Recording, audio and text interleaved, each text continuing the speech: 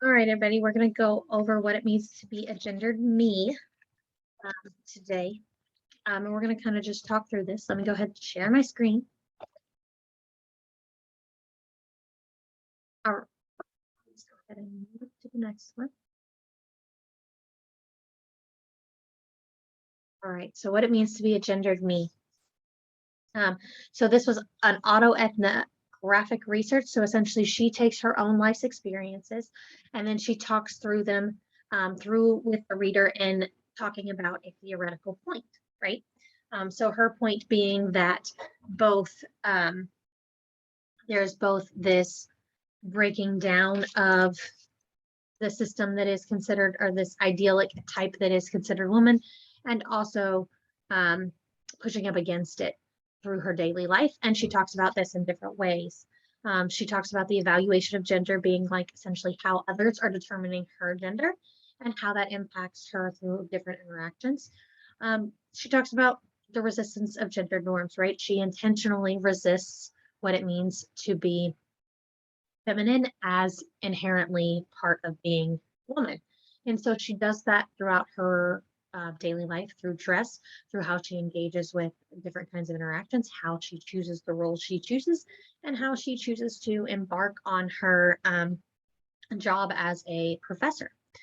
This creates different social sanctions, right? It creates either issues with identity, like in the example of the credit card situation where like there was an issue with whether or not there was validity in her on her ID as female and her as her name, which presents as very female, versus her and her appearance and her social interactions as being more masculinized or a different version of what she considers still female. Um, and then there's issues in the interactions themselves and how people engage with you. And we're going to talk about the pros and cons of them in just a bit. We're going to talk about perceived gender, right? So like people perceive you as this certain gender in the same way that we determine other genders, we are perceived as a specific gender by others, right? And this idea of how others perceive you is and will determine how that individual interacts with you. It will determine how they greet you. For instance, she talks about the head nods when males walk by her, right? That head nod of acknowledgement that another male is walking by, as opposed to acknowledging her as a female, where they might interact in a very different way. Those interactions change based on how we perceive other people or how we are perceived, right? And so questioning the categories. Really, this article for her was determining whether or not how she engages in her gender reinforces that gender category of female because of the way in which people have chosen to interact with her via how they might interact with other males, how that is reinforcing this idea that she is not female, thus she is not exceeding that category female, thus that category itself still stays the same, versus how she is challenging those categories by the way she acts and how she wants to be, while she still has female pronouns, or she still keeps her female name, while she still wants to be considered and very much lives her roles as female, and how that might challenge a little bit that category. And so this duality that is happening right now, whether or not it is reinforcing or challenging, is kind of what she is trying to say, because very much the research prior to this was really talking about how even if you step outside of that category or you try to be more androgynous, you're still reinforcing those categories of gender, still get reinforced in ways by the social sanctions that you get for and acting this way. Kind of arguing that, hey, listen, I also am challenging gender by doing these specific things. And I am and I understand that sometimes gender gets reinforced in ways. But she does say that there are pros and cons to this, and that's what we're going to get into next. The pros. She has less fear, right? So she has less fear of engaging with maybe other males, or she has less fear of having to walk alone at times, right? Like we're trained so much as women from a very young age that we need to watch where we are at night, watch who we are with.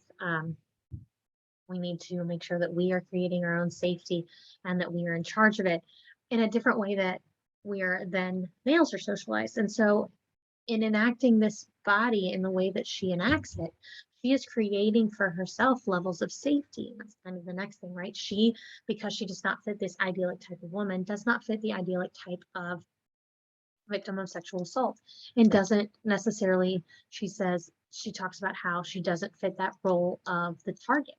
And that creates and allows her a different level of safety than other women might have. And so, really talking about how that safety piece is a big part of the pros of being able to enact her gender in this particular form of fact. She does also talk about less homophobia, but again, that's because when she walks down or through a mall or something like that, or creates a situation where she might be holding a hand, because they're perceived as heteronormative, where she is the male and the other female is female, and it creates that normative, they don't experience as much homophobia.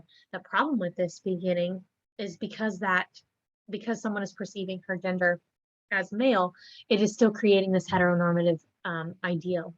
At the same time, she also talks about how when she is out with maybe a female friend that has kids, they're perceived as this family notion, this notion that is this normative, in ways that don't necessarily match up what the situation might be, and creates other problems. But on the flip side, she doesn't experience the same homophobic maybe slurs or gestures, or those snide remarks, or those lovely public interactions that are not necessarily favorable.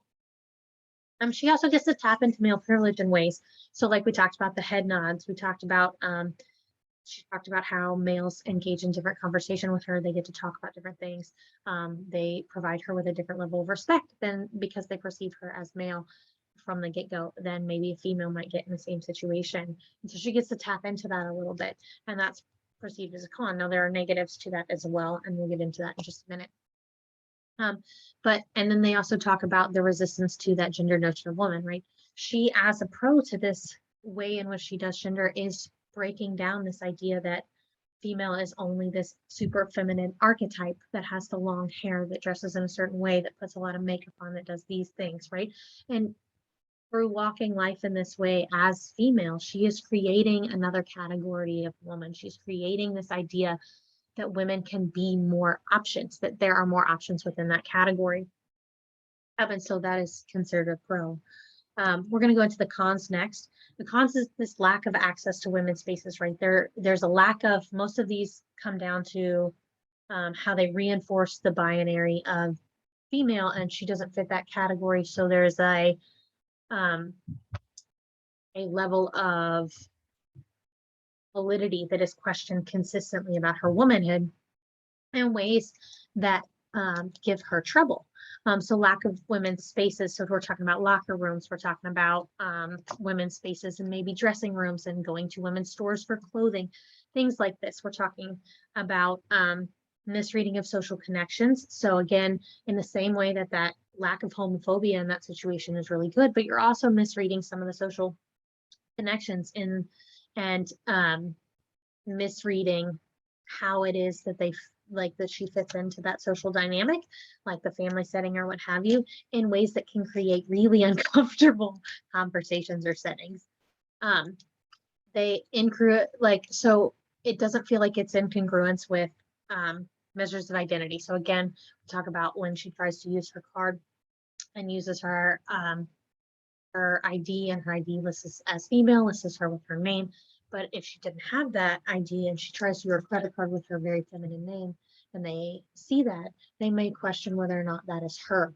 And they did so. And she talks about that as a problem, where your identity features, or your things that you use in every day that have your name on them, don't necessarily match the thing. Or like sitting in her office that have a very female name maybe labeled on it, they may not think that that's her, right? Or that professor is her. They might be expected to adhere to masculine roles. So she also talked about the ways in which masculine have very physicality kind of quests for masculinity in some spaces, that she might feel, or that might be brought into her as this like need to fulfill that role as, hey, you're masculine, so now we're gonna like do that particular performance of masculinity here, and she has no, or wants no part of that. That puts her in a very